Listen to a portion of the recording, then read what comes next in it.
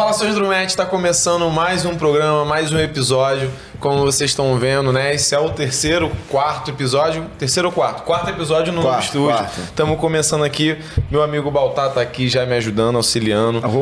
Meu amigo Amaral também está aqui do meu lado. E hoje temos um convidado para lá de especial, um cara que tem uns olhos de águia, um cara que tira fotos maravilhosas, estão aí, já tem uma história já na caminhada, a gente vai trocar muita ideia. Boa noite, Ricardo Brunini, meu amigo. Boa noite, Bruno. Boa noite, Vinícius. Boa noite, meu Amaral. Prazer enorme de estar recebendo você aqui, cara. É, assim, tua vida, tua história que a gente vai trocar aqui.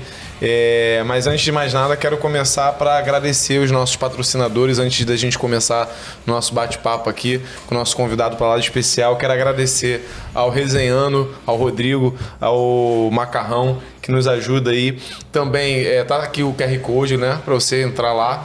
O Clovinho já vai estar colocando aqui o QR Code do Resenhando, para você clicar, vai ter o endereço, vai estar lá a rede social, você vai entrar lá e já vai saber. Tem os melhores petiscos da cidade, cerveja e uma coisa que o Amaral sempre fala, né? Tem televisão para ver os jogos. Se você tá de um lado, se tá de um outro, você consegue ver o jogo com uma facilidade melhor. E também o Descobrindo Inglês, nosso parceirão, que tem nos ajudado. E eu também já sou cliente dele, aprendo muito. Eu e o Amaral, a gente está já no curso lá.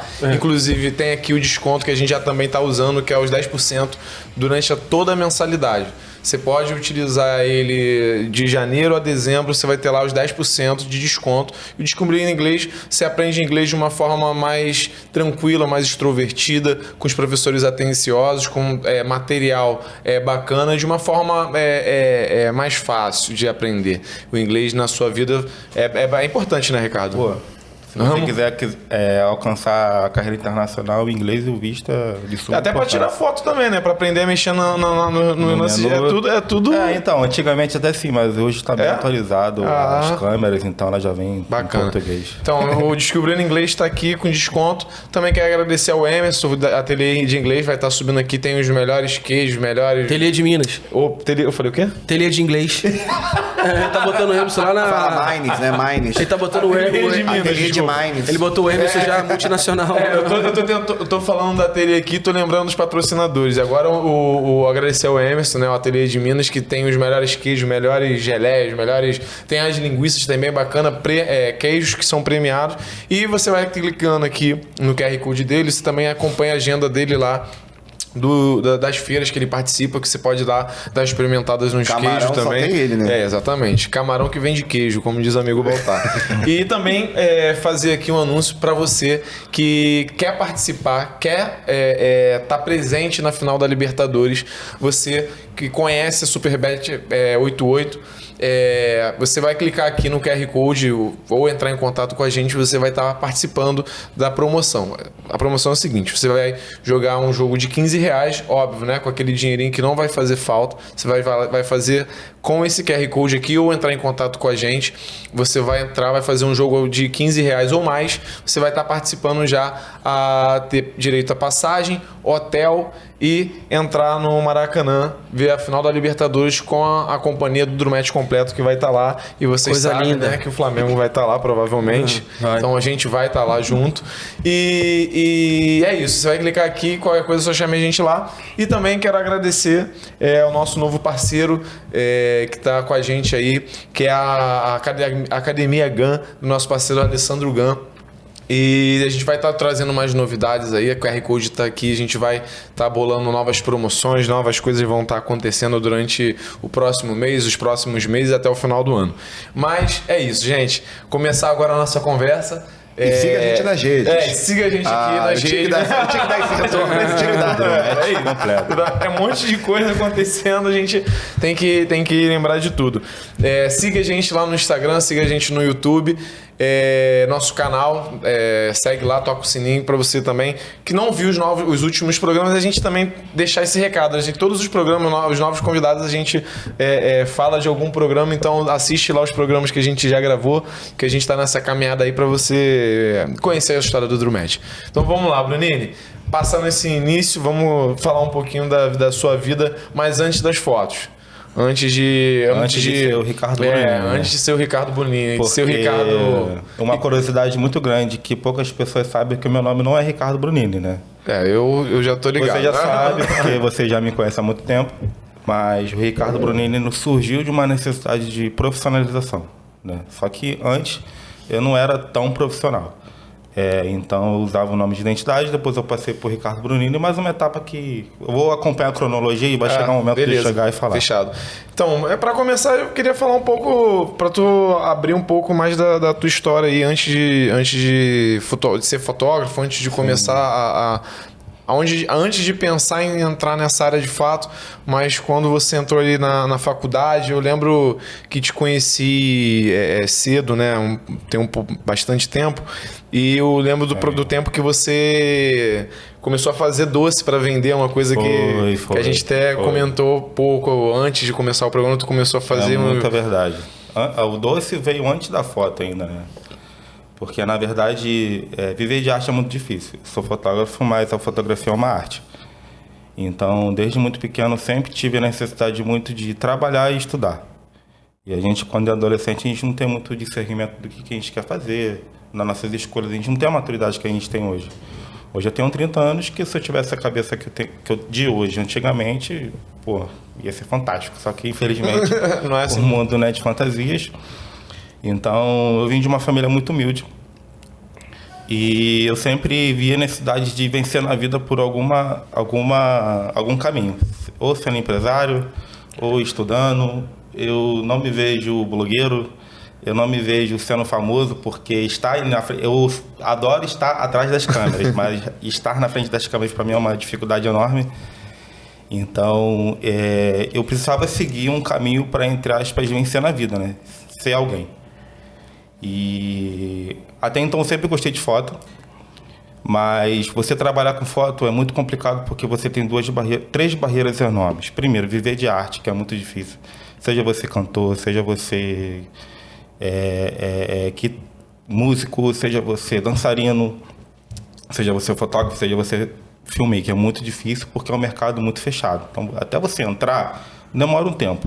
Não adianta você começar a trabalhar com foto hoje que você não vai conseguir ter, entre aspas, um reconhecimento bacana a partir de amanhã ou semana que vem, tá? Então é muito complicado. E é caro também, né? Isso que eu ia chegar. O primeiro ponto é viver de arte difícil, o segundo ponto é um mercado muito fechado e o terceiro é o dinheiro, né? O dinheiro, a gente precisa de um investimento muito alto para viver de foto, porque eu acho que não é mistério para ninguém que câmeras e lentes são caríssimas. E assim, na minha família...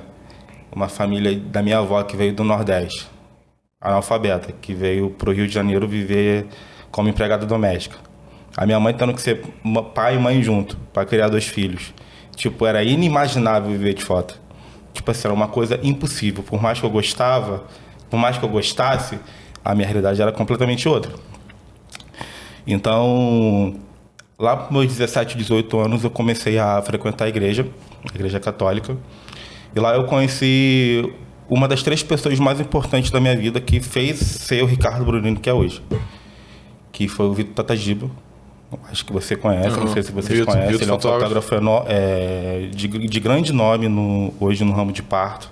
Ele é referência. Hoje ele está morando em Florianópolis e fica trabalhando no Rio e no Sul. E na igreja, quando eu conheci o Vitor também não era fotógrafo. Só que o Vitor já tinha uma condição melhor financeira do que eu. Então a gente criou uma amizade ali. O Vitor era DJ na época ainda. E o Vitor começou a trabalhar com foto primeiro que eu. Então, tipo assim, o Vitor trabalhava com foto e eu meio que brincava na câmera dele. Tipo assim, eu achava virado, sabe? Tipo assim, eu ficava encantado com aquilo. Eu falava, caramba, será que um dia eu vou ter uma câmera? Sabe? Porque era muito caro. Era muito caro e ainda hoje continua sendo muito caro. A amizade se mantém até hoje. E até então, como a fotografia estava longe de ser alcançada comigo, eu fui trabalhar com vendas, que também é um fator essencial para você trabalhar com foto, você ser principalmente um bom vendedor. Você pode ter um olhar imenso, você pode ser uma pessoa agradável, mas se você não souber vender, eu não vou conseguir nunca te vender uma foto, um álbum, enfim. E eu fui trabalhar na Taco, uma loja de jeans, foi meu primeiro emprego. Lá eu aprendi tudo que tinha de melhor na venda. Resumidamente, logo depois eu passei a trabalhar na Claro, vendendo chip, telefone. Eu lembro, eu fiz um plano contigo. Tô lembrando disso. Eu fiz Fui trabalhar na Claro. Inclusive, até hoje eu não consegui Tô na cancelar. Claro até hoje, agora até Nextel agora. Trabalhei na Claro. A Claro, inclusive, foi o meu último emprego em CLT. E logo depois, eu sempre sentia a necessidade de estudar. Porque a pessoa que é, entre aspas, pobre, ela vence na vida estudando. Foi o que eu aprendi na vida em relação a isso, né? No meu bairro ali, eu não queria ser apenas mais uma pessoa. Então, na época, eu fiz o FIES e eu comecei a fazer psicologia. Quando eu comecei a fazer psicologia, nesse meio tempo eu conheci o Bruno, que já trabalhava na prefeitura. E o Bruno me ofereceu uma vaga na prefeitura como motorista, lembra? Para ficar carregando cesta básica. Esse dia foi sensacional. Posso fazer uma... Esse cara chegou para trabalhar, cheguei um pouco mais tarde. Falei, 8 horas, de 8 às 5. Ele chegou lá 8h30 mais ou menos. 8h30 mais ou menos, eu cheguei às 9h30, 10 horas eu acho, não lembro. Aí ele mandou mensagem, cara, tô aqui já. Aí quando eu cheguei pra trabalhar, ele foi embora, pô. Falou, ninguém chegou, foi embora, no primeiro dia de trabalho. Não, é porque o que acontece, como eu sempre trabalhei não, né? Eu comecei a trabalhar na empresa, meus patrões eram super rígidos comigo. Então, tipo assim, se eu compromisso às 9 horas, 8h30 eu estou no local. Entendeu? E eu não sabia que prefeitura era mais tranquilo de horário. Não, era o primeiro dia. Não é que seja tranquilo, mas era o primeiro dia, pô. Não, mas é porque prefeitura também, cara, não defendendo, você vai muito sob demanda. Tem dia que você sai 8 horas da noite também, tem dia que você trabalha sábado. É assim mesmo. Tem trabalho que é mecânico. O cara tem que chegar ali tal hora, tem que sair tal hora. Mas alguns, por exemplo... Teve um momento na prefeitura que eu fiquei no conselho tutelar que é 24 horas, pô. A gente atende demanda de madrugada. Alô, filho. Depois desse dia aí, tu entendeu, né? Que tinha dia que era bravo. Ricardo, eu achei até engraçado que eu não tinha... Eu te conhecia não tanto quanto o Bruno, assim, de vista e tal. A gente cresceu toda uma geração, né? Tudo em Queimados, né? Tudo em Queimados. E eu olhei assim pra você, eu falei, cara, Ricardo, eu tô com problema de memória mesmo, eu tô ficando velho. Porque eu conheço esse cara, mas o nome dele não era Ricardo. E quando você falou isso aqui, me deu um tique aqui. Meu nome de identidade é Ricardo Nunes de Souza.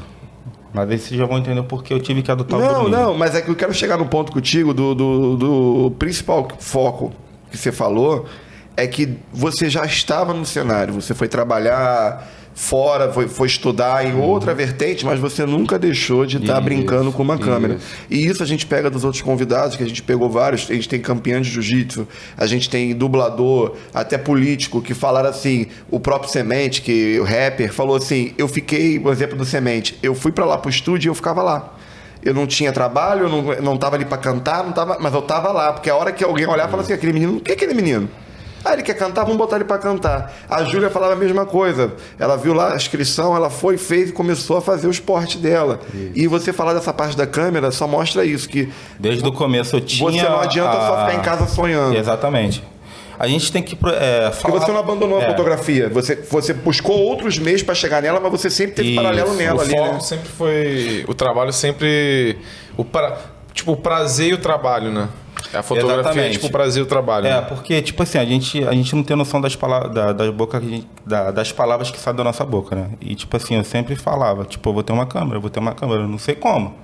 Óbvio que eu não vou optar pelo caminho errado para ter uma câmera, mas eu vou ter uma câmera um dia. E quem sabe até trabalhar com isso. Eu sempre tive isso em mente. Mas, como era um sonho um pouco distante, eu trabalhei na Claro e depois eu comecei a trabalhar na prefeitura porque eu fazia psicologia. E na época, eu estava gostando muito de psicologia, só que eu não tinha estagiado em psicologia ainda. Então, quando eu entrei na prefeitura, eu entrei logo na assistência social, junto com o abrigo municipal e junto com CREAS, com CRAV, assim, todo o âmbito da assistência social, eu tive um conhecimento, tipo assim, eu posso dizer até melhor que um estágio, porque eu realmente vivi aquilo na pele.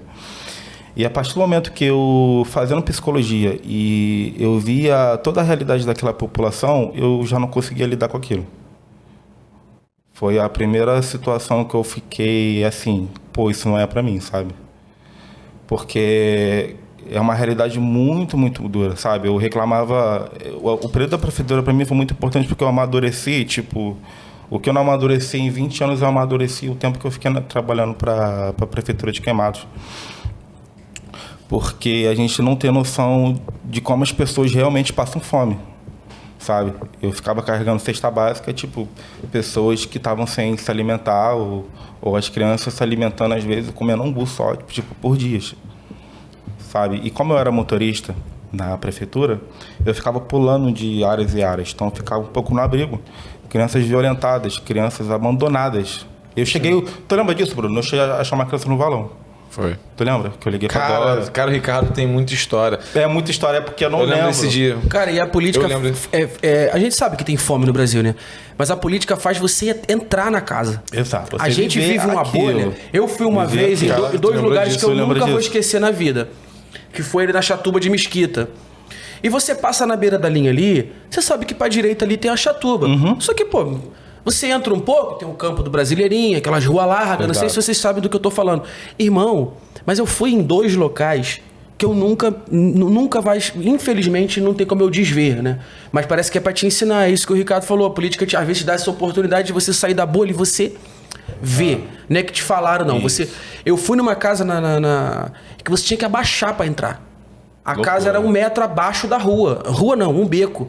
Então, se eu entrasse normal na casa, eu batia com o rosto no teto da porta. Tu tinha que se abaixar pra entrar. Então, o resto vocês já imaginam. Eu fui numa outra que era tão lá em cima, na Chatuba, que tem uma parte que não tem mais trilha. Você tem que ir e é uma pedra. Então, escorrega. Então, tinha uma senhora que não descia mais. Ela tava lá em cima há décadas, sei lá. E não porque os caras falavam, não dá pra descer e não dá pra subir. Então, é isso que você falou. A gente sabe que existe, mas a política obriga a gente a entrar na casa. Porque na zona de conforto você não vai. Não vai. Você finge que você... Não é que você finge, mas você vive sua vida. Mas a política é uma função. Vai lá dentro e vê como é que é. Toma como partido, tipo, eu vou ajudar uma vez por mês, vou dar uma cesta básica. Mas você ir lá todo dia, igual a gente vivia. Tipo, eu e o Bruno principalmente, cara, às vezes era de segunda a segunda. A gente lá. E teve assim, não puxando sardinha, porque eu fiz 7 períodos de serviço social. A política de assistência, da assistência social, você encara a realidade. E a gente teve também um privilégio de trabalhar com a Daisy, que assim, ensinou muito pra gente. Sensacional. A Daisy, a própria Dorinha. Que ensinava muito da prática, Ana, de todo dia.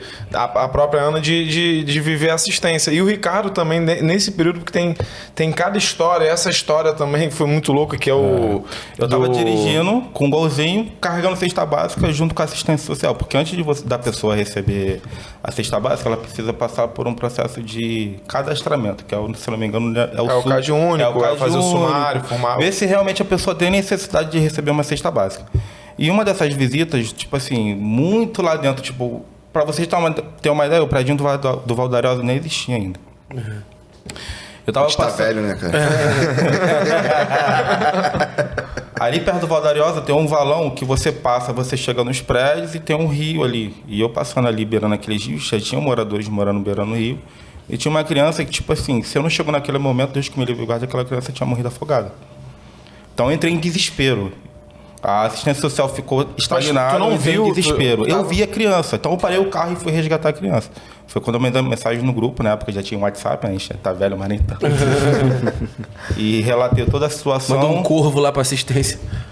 No qual a criança foi para assistência social. Inclusive a mãe quase perdeu a guarda, que eu fiquei acompanhando isso, mas logo depois a mãe conseguiu resgatar a criança.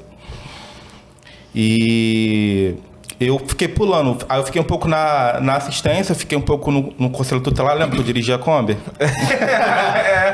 Teve história. A Kombi cheirava gasolina, meu Deus. Já dirigi Kombi, o negócio sempre marca. Já dirigi Kombi. É isso. É muito bom. Igual Fusca. Eu carregava também quando tinha muita cesta básica na van. Mas aí depois que tu saiu da... Aí depois eu fiquei um pouco no Cresco, já conheci que a parte da assistência social da terceira idade, né? Um pouco assim dos idosos, que uma pessoa que quiser receber o benefício, ela pode ir lá e cadastrar, e etc.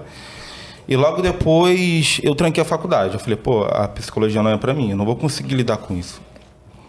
E o Bruno também fazia assistência social, acho que ele trancou, não foi isso? Só que logo depois o Bruno enganjou na faculdade de RH na Unibel. Acho que 1 ano e meio depois, isso aí, 1 ano. Só que na época eu tava muito quebrado de grana, porque psicologia eu fazia no FIES. Aí eu tranquei o FIES e na época tinha um regulamento que se você trancasse a faculdade você não poderia entrar de novo no FIES. E eu sempre tive voltando àquele gatilho da minha adolescência, tentar vencer na vida estudando. Sabe? Eu não queria deixar, entre aspas, a vida me levar. Então o Bruno, com uma boa vontade de nome, falou, cara, eu faço faculdade na UNB. Se você quiser voltar a estudar, eu posso te dar um bonde para a faculdade todo dia. Então, tipo assim, eu resolvi aproveitar aquela oportunidade que talvez eu nunca mais teria de novo. Porque de Queimados para Belford Roxo é um chão danado, é um transporte público no ônibus que não tu vai ser viável. assaltado, a chance de ser assaltado é muito grande. Então, na UNB eu consegui uma bolsa, salvo engano, na UNB, de 20% a 30%, e o qual eu comecei a fazer administração. A gente ia todo dia para a faculdade junto, né? Só que logo depois eu também vi que a administração não era para mim. Acontece. Mas isso é um tema, cara, assim, é legal você falar disso. Porque eu fui para psicologia, que é uma ciência humana fantástica, a teoria é fantástica, a prática que eu não me identifiquei.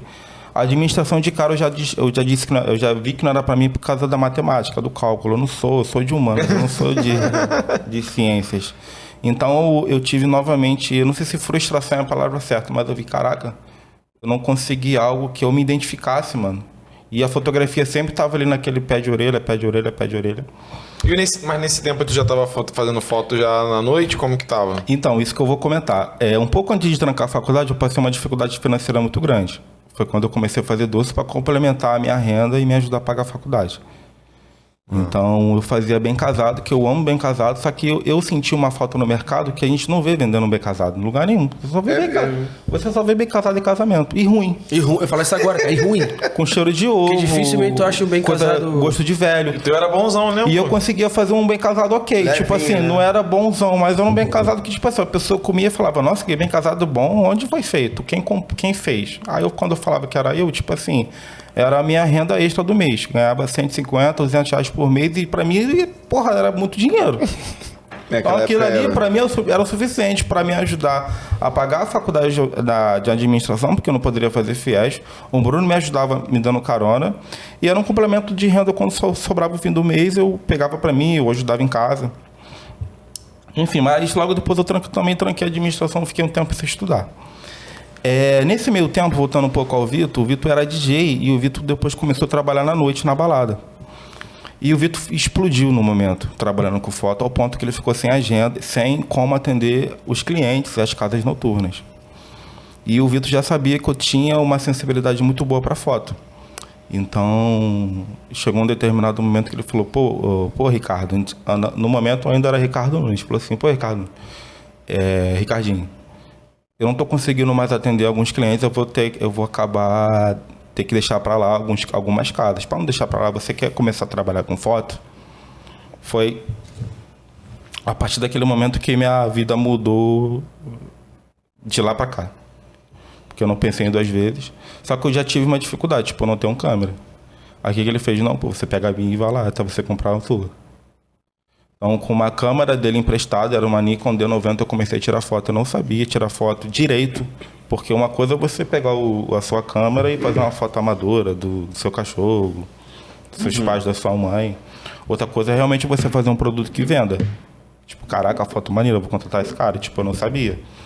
Só que eu tinha, basicamente, os passos técnicos básicos e eu simplesmente fui. Sabe? Porque eu sempre pedi muito, né? Eu não sou um cara extremamente religioso. Eu comecei frequentando a igreja católica. Hoje eu frequento algumas igrejas evangélicas, mas eu não sou determinado em uma religião certa. Só que eu sou muito amigo da palavra, eu creio muito na fé. E eu sempre pedi, Deus, me dá uma oportunidade com foto. Deus, me dá uma oportunidade de eu ter uma câmera, para eu pelo menos tentar. Porque eu sempre tive esse propósito na minha vida. E eu nunca deixei de lado. Eu naquele momento eu não poderia, mas eu nunca deixei de lado. E isso serve até como ensinamento como as coisas não são no nosso tempo. As coisas acontecem como deve acontecer. E paciência, a gente tem que esperar que o nosso tempo não é o tempo de Deus. Quando o Vitor falou que eu poderia cobrir ele em algumas faltas que ele não iria, eu comecei a tirar um dinheiro, uma renda extra com foto também. Só que nesse momento também tive um outro aprendizado. A gente não consegue abraçar o mundo, né? Estudar, fazer doce para vender, e fazer doce demora, tem um tempo de cozimento, não posso deixar o negócio passar muito ou tirar antes porque sai cru, porque o pão de ló é um pão muito sensível. E eu resolvi abandonar o doce para viver o meu propósito, que era tentar viver de foto. Então eu parei de fazer doce e comecei a ter a minha renda extra, a foto. E eu tava mesclando prefeitura de dia, foto à noite. Prefeitura de... Porque eu trabalhava na balada à noite. Então, como que é pra gente meio que chegar nesse tema aí de foto aí? Como que é pra tu tá na balada e tal? Como que é esse lance? Porque, tipo, foto de noite é cansativo, né? É complicado, é perigoso, porque à noite, inclusive, eu já fui assaltado, chegando pra trabalhar à noite. É assim, mas eu entendi que foi o que tinha pra mim naquele momento, eu não tinha como escolher muito. Porque eu não tinha padrinho, eu não tinha dinheiro para simplesmente escolher o que poderia fazer. Eu entendi que a vida colocou assim, olha, Ricardo, eu atendi o seu propósito, mas no momento tenho isso para você. E eu aceitei sem reclamar. Eu parei de reclamar da vida também quando eu trabalhei com foto. Eu ia te perguntar isso agora. Dá só uma puxadinha nesse teu para trás, isso aí, que acho que na tomada ali, mas a gente retoma daqui. Vamos lá. Então, Ricardo, pegando nessa parte das referências que você falou, de padrinho e tal, a gente tem uma imagem na cabeça agora, a gente é muito da política, né? A gente tem a imagem do Stuquinha, né? Do Ricardo Stuckert, não sei se você conhece. Que é o fotógrafo do Lula. E ele fica naquela correria, e ele pilotou o drone, fez a live com a mão e tirou a foto com a outra mão. Mas eu tô citando ele só pra perguntar assim, quais são suas referências, né? Se você assim já. Porque eu tô sendo sincero, eu não conheço assim, grandes fotógrafos, cara, porque não é minha área. Não... Sim. E por aquilo que você falou, por a gente também negligenciar determinadas áreas que são artísticas. Dá uma luz pra gente assim, né? Que eram os caras que até hoje você tem, que são então, a minha referência maior de imagem, eu gosto muito de filme. Então, sempre tive essa referência de imagem cinematográfica na minha cabeça. Sempre gostei muito de ver filme. E profissionais, eu tive um fotógrafo referência certo, sabe? Eu gostava de criar, eu ser a minha própria referência. Eu pegava, olhava a foto, me autocriticava e eu tentava melhorar a cada dia como eu tento melhorar até hoje. Então, assim, o profissional certo para... Olha, Amaral, eu tenho um exemplo. O Rafael, que eu me inspiro muito nele. Eu vou estar mentindo, eu não tenho uma referência. A minha referência sou eu mesmo e as coisas que eu já vivi e vi. Essa, mais ou menos, é a minha referência de estar fazendo uma foto legal que as pessoas realmente gostam, queiram comprar. Porque tem estilos, né? A foto pra política é diferente da foto pro artista, que é diferente da foto ao vivo, no show, né? Mas quando eu comecei na balada, eu não tinha me descoberto ainda. Eu estava entendendo ainda como é que... Porque a fotografia no começo, você fica, entre aspas, um pouco perdido. Você vai ter que experimentar tudo um pouco. Eu também vou chegar nessa parte. Até você descobrir realmente o que você quer, você tem que descobrir as outras coisas. Você tem que experimentar as outras coisas. Eu nunca cheguei e falar, eu quero ser um fotógrafo de casamento. Eu nunca fiz um casamento para saber se eu quero ou não. Eu quero ser um fotógrafo infantil. Eu não sei se eu vou saber lidar com criança. Então, eu precisava passar por etapas na minha carreira de fotografia para eu parar, analisar e decidir, olha, eu quero ser isso porque eu lido melhor com isso, porque a minha sensibilidade é melhor para isso. Porque cada estilo é um jeito de trabalhar diferente, né? Não é falando uma coisa muito clichê, mas até hoje a gente subentende isso. Não é simplesmente apertar o botão. É você tentar compreender que sentido faz aquela cena para você registrar. Não, eu acho isso ótimo e eu percebo que você falou uma coisa no início que acontece muito no meio artístico, que é o capitalismo, né? O comercial atrapalhar a arte, né? Você mesmo disse aí, eu comecei na balada perdido. Por quê? Porque a exigência que tinham com você ali não era de repente, na maioria das... Podia ter, mas na maioria das vezes acredito eu que não era artística a exigência. Era e também não era o momento, estava muito cru ainda. A gente com foto a gente aprende muita coisa. Eu imagino que você no início ali falando, caramba, agora, porra, até que enfim, tô trabalhando com foto. Tô ganhando mas estão me empurrando tanta coisa na minha cabeça, eu tenho que me... Peraí, calma. Naquele momento, o que tinha pra mim era aquilo, a balada. Então eu resolvi aproveitar pra eu também, já a partir daquele momento, ser conhecido como fotógrafo. Porque eu gosto de associar a minha profissão à minha pessoa. Tu conhece o fotógrafo? O Ricardo. Tipo assim, entendeu? Porque...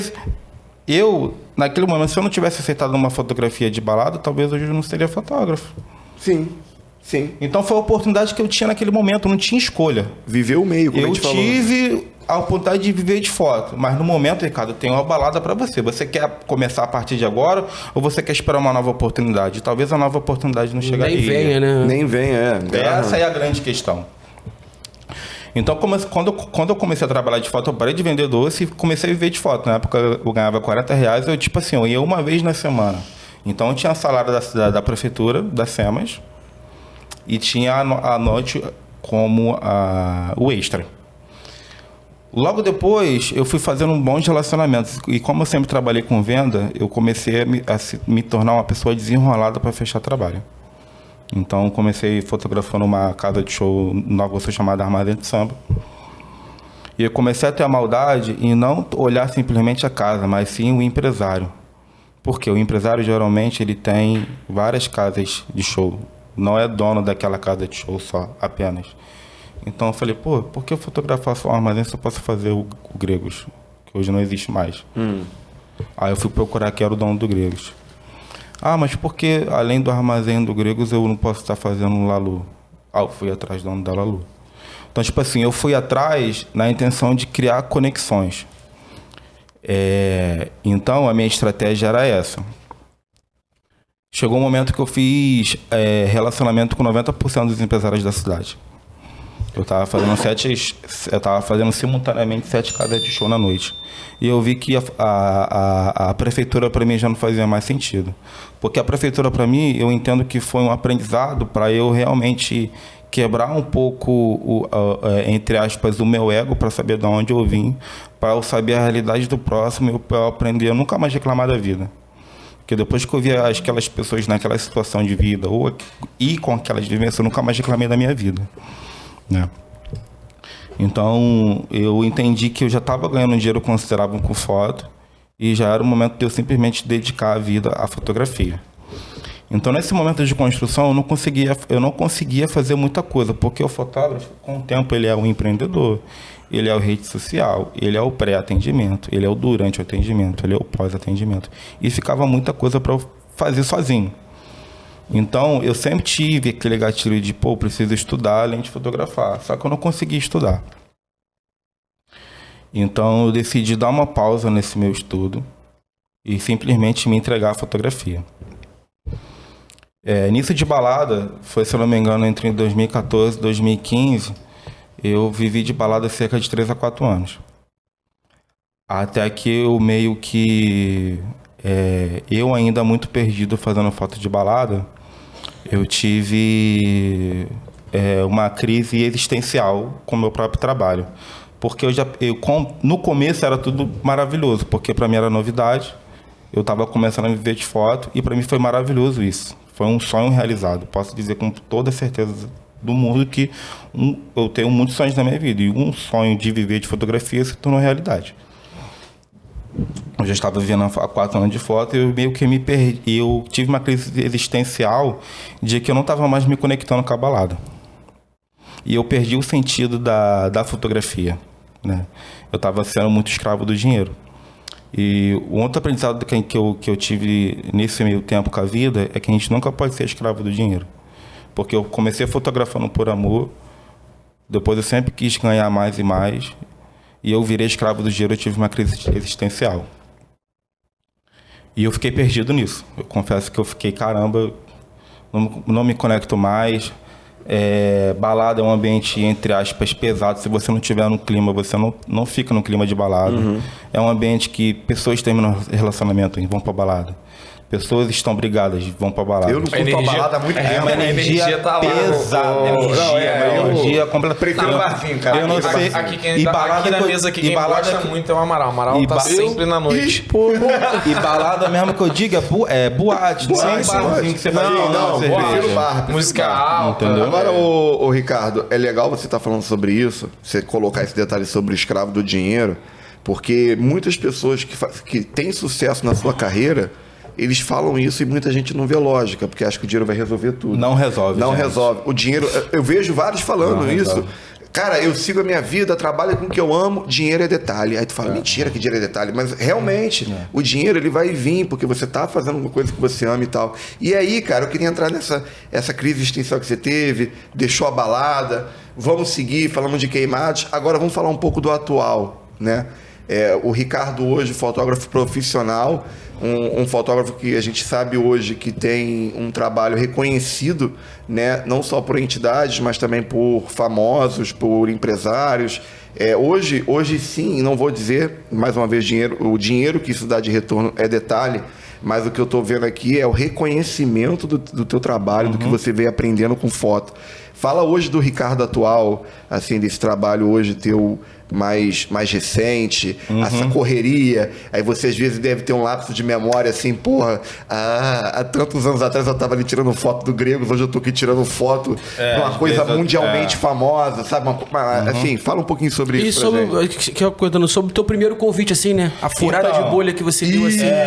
Isso. Então, Boa. Vou tentar dar uma resumida para chegar nesse ponto. A partir dessa crise existencial, eu tive uma nova oportunidade de trabalhar de novo na prefeitura. Foi quando o Elton me chamou para um projeto social chamado CEL, que junto com Marcelo Lessa. Que você... eu lembro disso. Eu tenho amigos que se formaram lá, nem fazia ideia que o Ricardo era o professor lá. Foi uma parceria. Eu formei cerca de 120 alunos e aquilo ali mudou minha vida, tipo assim, para o Ricardo Brunini, que é hoje. Então, resumindo, eu tive essa crise existencial, perdi o sentido da vida, não queria mais trabalhar com foto, ou queria levar a fotografia como hobby.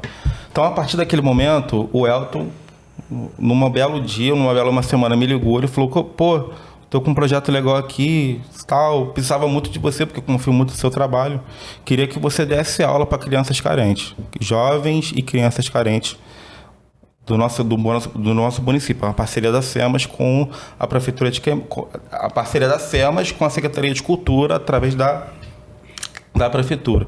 A Prefeitura forneceu câmeras e tal, e a partir daquele momento, eu posso dizer que o Elton é a segunda pessoa mais importante nesse caminho da fotografia, porque o Elton ele fez ressignificar o que eu estava fazendo com a foto, né? Realmente o sentido lá do começo, eu podendo transformar aquelas crianças que estavam em algumas situações de vulnerabilidade. Então era uma atividade que a pessoa se distraía, e também pessoas que, jovens, adolescentes, pessoas também que de repente também queria por acaso aprender fotografia. E logo depois eu estava com uma câmera muito básica, porque na balada eu ganhava dinheiro, mas eu não ganhava muito, ganhava cerca de um salário mínimo, estava com uma câmera muito básica, e também teve o ponto de que o Elton me vendeu a câmera dele. Tu lembra disso? Não. Ela me vendeu uma câmera caríssima, sei lá, igual o Casas de Bahia. Me dá o que você tem aí por mês e tá tudo certo. E logo depois eu ressignificar o sentido que eu tinha de foto, eu voltei a trabalhar por amor, e logo depois eu conheci a terceira pessoa mais importante da minha carreira de fotografia, que foi o Rômulo. Foi o cara que enxergou meu trabalho em Austin, num evento lá da Baixada, e ele me fez o convite para eu trazer meu trabalho para o Rio. A partir do Rômulo, o Ricardo Nunes ficou para trás e eu tive que adotar o Ricardo Brunini. Por que eu tive que adotar, entre aspas, esse nome artístico? Porque eu comecei a ficar muito conhecido a partir do momento que eu comecei a trabalhar com artista. E então, chegou a situação de que eu descobri que já tem um fotógrafo com o mesmo nome e sobrenome que eu há mais tempo no mercado. E eu também cheguei a um momento que, como eu comecei a trabalhar com grandes empresas, eu tive que começar a emitir nota. E você só emite nota se você é MEI. Então eu falei, caraca, eu não vou poder usar Ricardo Nunes. Desculpa a palavra, mas fudeu, o que eu vou fazer? Então meio que deu uma gulgada lá, tipo assim, uma coisa bem para você ver que era uma coisa que era para acontecer. O que eu vou fazer? Dei uma gulgada lá. Aí eu vi que muitos artistas, não querendo ser artistas, usam o nome artístico. Por exemplo, Bruna Marquezine, o nome dela não é Marquezine. Então, tipo assim, eu vi N exemplos, eu falei, pô, vou adotar um nome artístico. Aí, na hora de abrir o e-mail lá, tinha nome Razão Social e nome Fantasia. Aí me deu um estalo de ser Brunini. Eu falei, pô, vai ser Brunini, porque Brunini é fácil de pegar, vende rápido, as pessoas falam que eu tenho um cara de Brunini, então vai ser isso. Cara de Brunini mesmo, cara. O cara vai falar aqui um detalhe que não precisa ser artista, não. Tem uma galera lá de Queimado. Porque vende fácil. Todo mundo lembrou. Todo mundo lembrou. Não, cara, eu lembrei de outra parada que ele falou que é muito importante, que eu não vou citar nome porque, pô, é uma análise meio complicada, mas eu conheço um cara que ele não é o melhor cantor do pedaço, mas ele é o que desenrola melhor. Quando você falou aquela parte, é porque não deu pra te cortar, porque tu tava no raciocínio de pai e tal, mas isso é fundamental. E tem um estudo de Harvard, se eu não me engano, que diz que quem se dá melhor na vida não são os caras que têm as melhores notas, são os caras que têm os melhores network, é o cara que consegue se associar melhor com outras pessoas. E, pô, você falou isso aí, só confirma essa tese, porque adianta nada tu fotografar pra caramba se você não tivesse aquele pulo do gato ali que você tem. Pô, se eu falar com fulano, se eu falar... Porque é você sozinho, né, cara? Tu não tem um empresário pra te colocar ali, não sei hoje, mas na época tu não tinha. E respeitar qualquer evento, né, Amaral? Porque foi lá em Austin que trouxe ele pro Rio, né? Claro, pô. Então, esse lance do dinheiro, eu ia finalizar, eu até tinha esquecido de raciocínio, que eu cheguei a virar escravo do dinheiro, só que eu vi que eu tenho que... o dinheiro é só um detalhe do que eu faço bem feito, né? E o meu interesse maior, desde lá de Austin, é sempre criar network. Porque quando você cria network, o dinheiro é consequência. Mas o dinheiro nunca vai te trazer um network certo. O dinheiro te traz pessoas interesseiras, pessoas puxa-saco, pessoas que querem te sugar até você ficar sem dinheiro. Mas quando você consegue ir atrás do network, esquece, as coisas andam. Como anda até hoje para mim. Então, eu criei o MEI, comecei a emitir nota, comecei a trabalhar com o Rômulo. Como o Brunini. Como o Brunini já. E a partir desse momento, eu tô como o Brunini, e eu posso dizer que foi uma virada de chave que, entre aspas, eu fiquei realmente conhecido uns 3 a 4 anos. Eu vivo de foto há 8. Vivo de foto que eu digo que o meu salário é inteiramente da foto há 8 anos. Mas eu dei a minha virada de chave, não tem metade da minha carreira, de 3 a 4 anos. E eu sempre, puxando o gatilho da balada, eu nunca visei atender um artista só. O artista, ele tem um empresário por trás que gerencia a carreira dele. E geralmente o empresário tem vários artistas. Quando eu conheci as gravadoras, aquilo ali para mim era uma mina de eu tentar mostrar meu trabalho. Porque, vamos supor, a Universal, ela tem 50 e pouco ainda, deve ter uns 300 artistas. O que é mais interessante para mim? Eu atender o Bruno ou atender a Universal? E a partir de eu ir atrás dos empresários, para demonstrar meu trabalho mesmo de graça, como uma oportunidade, a partir do momento que eu tive relacionamento com os empresários, com as gravadoras, eu consegui gerar portfólio. E a partir disso que eu gerei portfólio, eu joguei no meu Instagram, e aquilo ali engrenou. Também com gatilhos de venda, gatilhos de ser desenrolado, gatilhos de, às vezes, trabalhar de graça, gatilhos de, tipo assim... E lá em Saquarema fazer foto maneira pro empreendimento do amigo. Empreendimento lá Em Casa Hostel. Então, foi a partir desse gatilho que as coisas para mim começaram a andar e como anda até hoje. Cara, só para te cortar, falando de sonho, falando de realidade, você fotografou... Vou lembrar aqui, né? Tipo, Zeca Pagodinho. O Zeca não é um cara que faz show em qualquer lugar, não. Foi. Você fez uma live com ele na pandemia, passou, sei lá, 3, 4 horas com o Zeca Pagodinho ali e foi o principal fotógrafo da live. Eu lembro que, se não me engano, até o próprio Zeca postou foto sua. Vários artistas, inclusive, postam foto. A maioria das vezes eu vou lá e te marco o Brunini. Mas como é que foi pra você fazer o primeiro artista que... Eu não vou falar o primeiro que você fez, mas... Virei a chave, né? Mas a experiência que tu falou assim, cara, eu tô fotografando fulano de tal, pô, eu acho, talvez eu vou chutar, que se a última vez tem pouco tempo, tem 2 semanas que você fotografou o Thiaguinho. Não vale o Thiaguinho, que eu sei que você gosta muito do Thiaguinho. Você fez o Tardezinho agora há pouco tempo. Isso. Mas quando foi que tu falou assim, tu chegou no estúdio, no evento, tu foi tirar a foto, cara, eu tô tirando a foto de fulano, mano. E eu sempre vi. Quando a ficha caiu mesmo... quando eu fotografiei a Anitta, no carnaval em São Paulo. Tipo assim, eu não esperava, né? Sou do Rio, vou estar fazendo o quê em São Paulo? E eu ainda com o Rômulo, a gente conheceu o Daniel Trovejani, que é o empresário dela, e tinha uma demanda de foto e vídeo pra gente estar fazendo. O Rômulo, ele é empresário da videografia, e eu sou o profissional da fotografia, então uniu o útil e agradável no momento certo. Maneiro. Então, quando a gente conheceu o Daniel Trovejani, ele deu essa oportunidade pra gente, a gente não pensou 2 vezes. Falei, vamos de graça. Agora. Como é que foi a experiência? Foi maravilhoso, porque assim, a gente tá com uma artista top 1 do Brasil. Na época ela já era muito estourada, né? E assim, a gente a ficha meio que demora a cair, porque quantas pessoas não queriam estar no nosso lugar? Aí eu falei pro Rômulo assim, Rômulo, vamos de graça. Mas, assim, a gente foi pago pra isso. Mas se fosse pra ir de graça, quantas pessoas não queriam ir de graça? Quando tu falou de São Paulo, imagina quantos fotógrafos tem em São Paulo pra sair do Rio. Exatamente, também tem essa questão. Mas é o teu sonho, cara, que valeu isso. E você é um cara que, tipo, além dessa foto com a Anitta, eu sei que tu tá sempre viajando, tava com... Tu foi... Qual é o nome daquele? Jalapão, se eu não me engano, Jalapão, como artista lá. Tá fazendo o documentário da Lauana Prado. Foi um DVD e a história de carreira dela. Eu fiquei, salvo engano, 14 dias no Jalapão, um lugar fantástico, uma experiência fantástica. E foi uma coisa que só a fotografia me proporcionou, porque se fosse uma outra vertente para eu conhecer o Jalapão, talvez hoje eu não teria conhecido ainda. Maneiro. Então, tu, tipo, além de estar fazendo por amor, tem a oportunidade de trabalhar com vários artistas.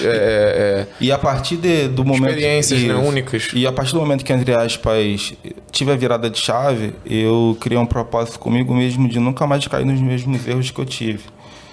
Que era não deixar o dinheiro eu ser escravo do dinheiro. E sempre ser muito justo com as pessoas, né? Sempre ser honesto, sempre se jogar limpo. Eu tive muito medo que, tipo assim, como eu vi muito de baixo, eu tinha muito medo de cair por tipo assim, as pessoas erram, todo mundo erra. E eu tive muito medo de cair nesse momento que eu, entre aspas, virei a chave. Então... Parece, é um meio perigoso também, né? É um meio... você pode ser... Porque o que acontece?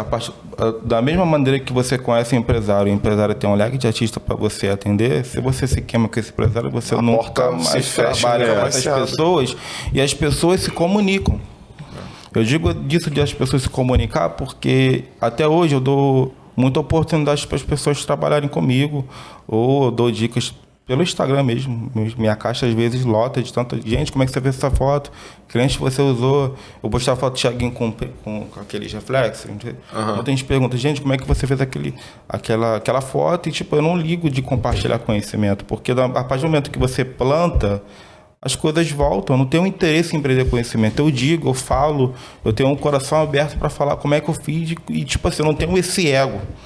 Porque eu vi muito lá de baixo. E eu tive a experiência de estar na prefeitura.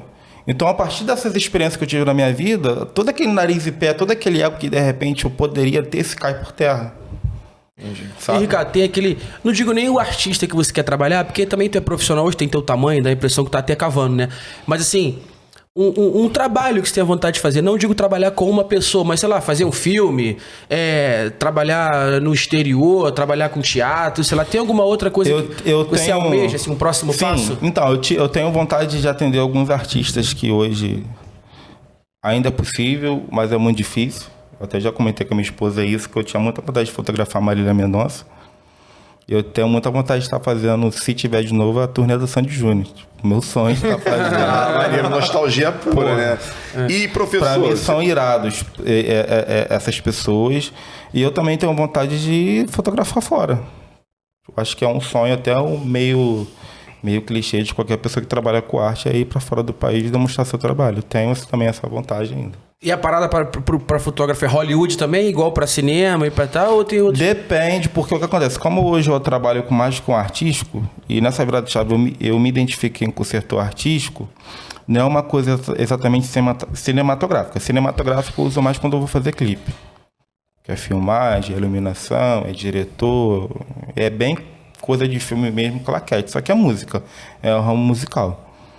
E assim, você falou da fase que você teve em Queimados como professor, isso já te remeteu daqui a um tempo, uma carreira mais avançada? Você, cara, vou ensinar o que eu sei, vou dar oportunidade, tipo assim, você já deu oportunidade, você já plantou uma sementinha ali que você pegou jovens da sua região, todo mundo aqui é queimadense, sabe da dificuldade, né? E você fez ali e ensinou essa galera. Você pensa nisso assim, pô, amanhã ou depois eu tiver com a minha vida mais encaminhada, eu tiver um fotógrafo mais vivido, eu vou voltar a dar uma... Então, hoje eu recebo muito direct para eu dar curso pago, né? Fazer tipo um workshop, uma imersão, estar comigo ali no momento.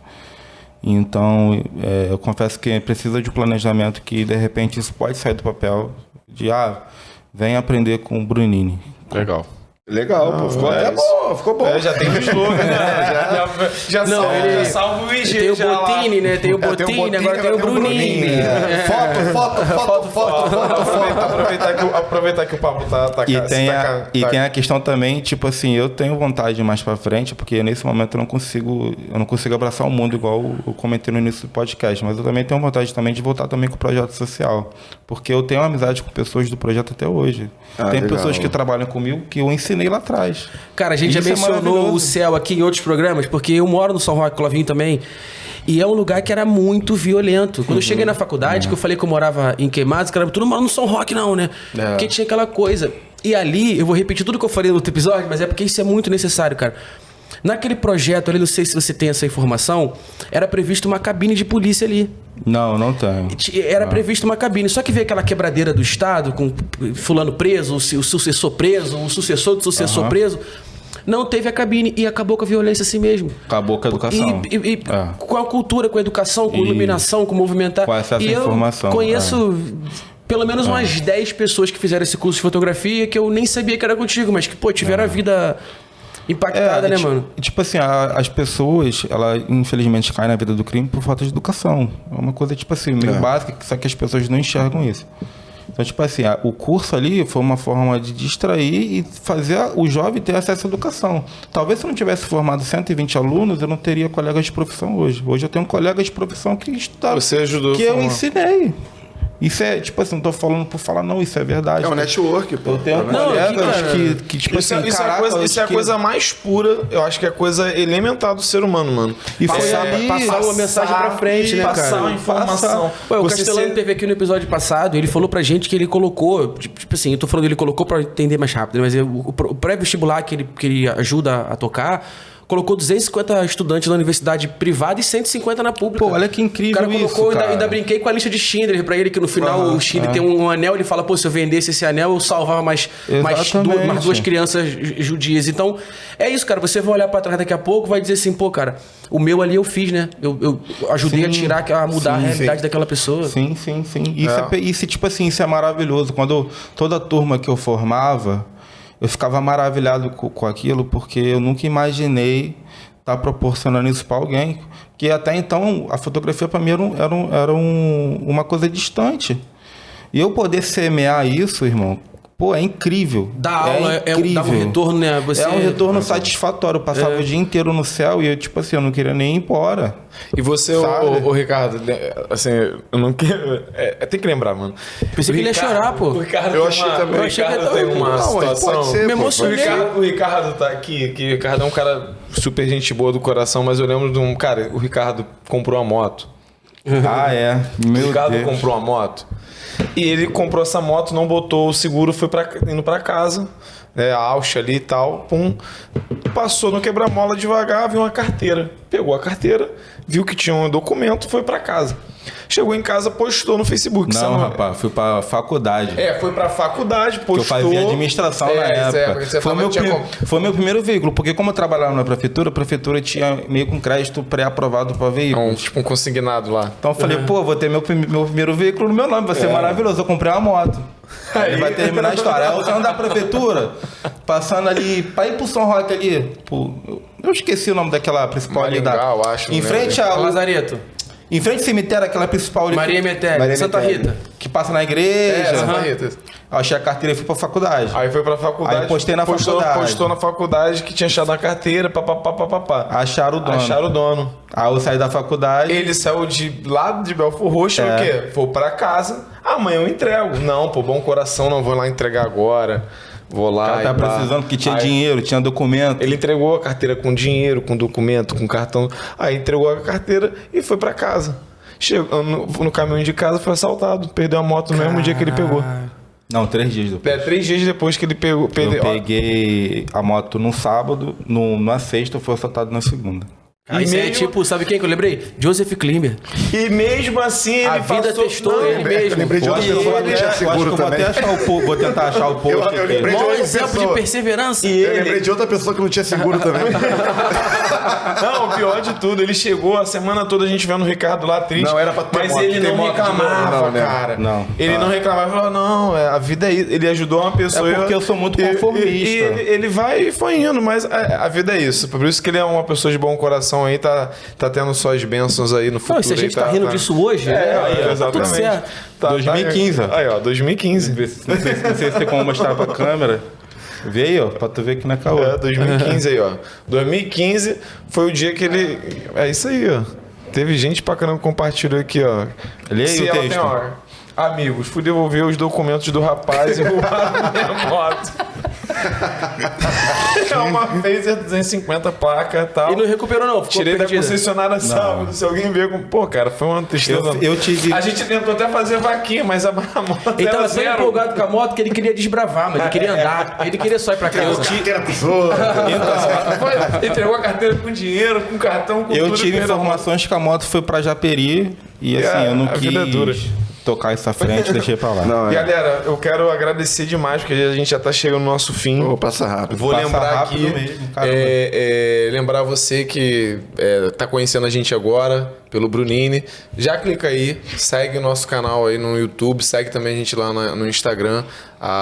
O nome é simples, é só botar Drumete completo, já tá aparecendo lá. E eu quero lembrar mais uma vez da nossa promoção da Superbet, que vai levar você pro Maracanã.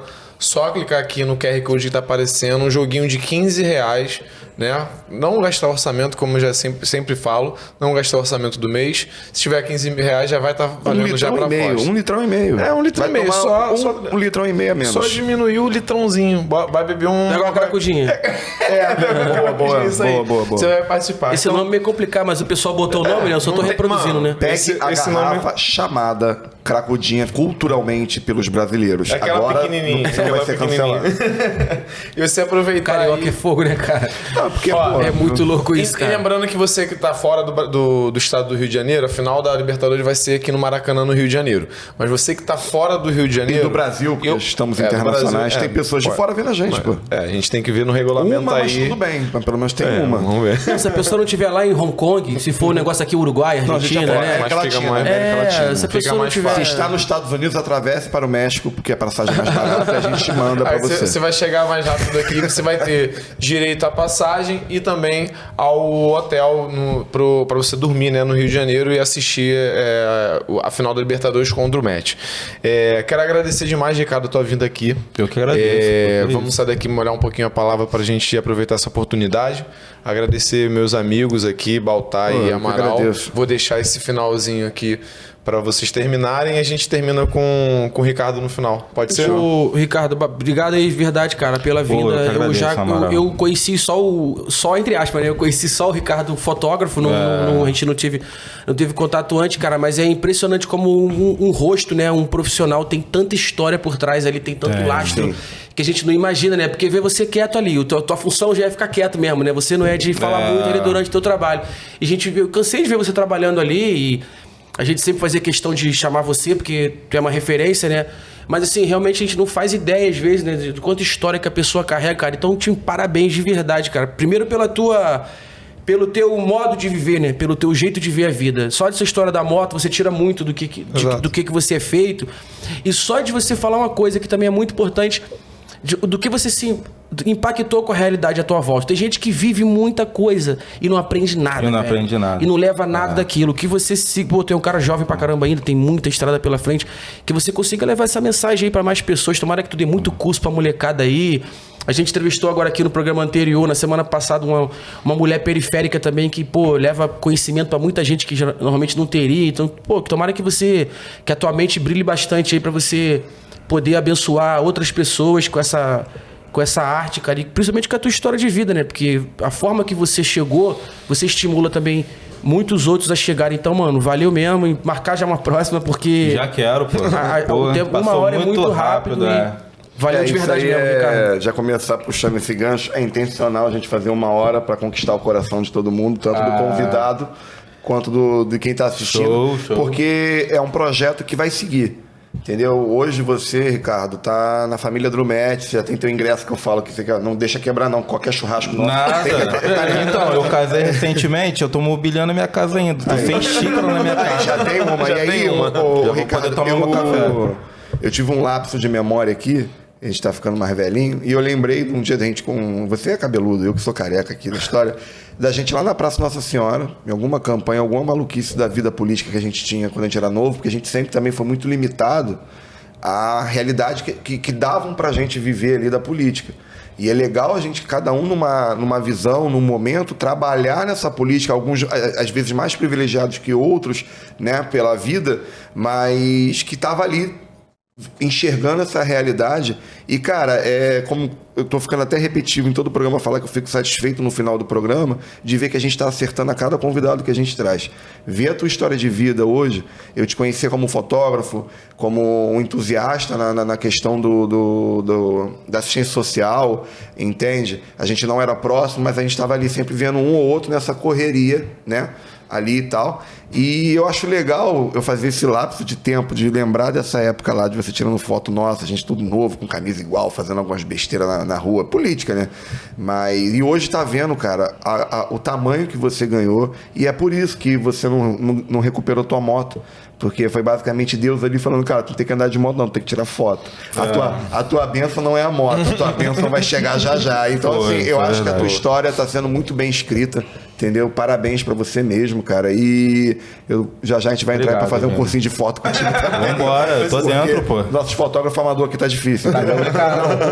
O nosso diretor Clovinho, coitado, ele é o talento no meio da gente aqui, ele tira a onda dele. Ele é o diferenciado. Mas a gente tá falando de um fotógrafo aí, entendeu? Entendi. Pra deixar a gente consegue deixar mais bonito? Não, isso ainda não... Com cabelo. Milagre a gente não faz muito não, mas a gente tem aquela lente mais cara lá. Não, a gente murcha a barriga. Tem lente com peruca, não, né? Obrigado, tá, Ricardo? Pô, obrigado, agradeço, Vini. Obrigado, então, Amaral. Obrigado, Bruno, pela oportunidade. Bota tua rede aí também. Minha rede é basicamente meu Instagram, @_Brunini. Eu não utilizo outra rede, porque o Instagram hoje é a nossa vitrine para quem trabalha com audiovisual, tanto foto quanto vídeo. Então, o meu feed é totalmente minha vitrine e o meu stories é mais a minha vida real. Então, quem quiser acompanhar lá, @Brunini. Show, obrigado, tá, cara, por ter vindo aqui. Tá finalizando aí esse Drumetti do último episódio no mês de julho. Obrigado pra você que ficou até aqui.